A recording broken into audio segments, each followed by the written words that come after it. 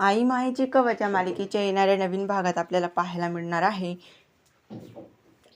आता आपल्याला माहिती आहे, आपण मागील भागात पाहिलं की सायलीला आता आणि बाकी सगळे हे मिळून सगळे प्लॅन करत आहे।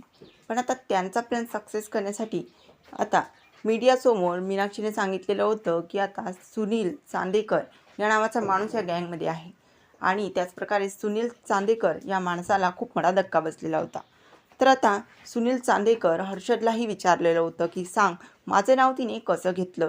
त्याचमुळे आता एका पर्सनल आणि मेन माणसाचा फोन सुनील चांदेकरला आलेला होता। आपण मागील भागात पाहिलं तर तो म्हणाला होता की मला तुला भेटायचं आहे। त्याचप्रकारे पुढे येणाऱ्या नवीन एपिसोडमध्ये असं दाखवलं जाऊ शकतं की आता सुनील चांदेकरला तो माणूस सांगणार की त्या हर्षदमुळे आपला सगळा प्लॅन फेल होत आहे, त्यामुळे त्या हर्षदला संपवून टाक।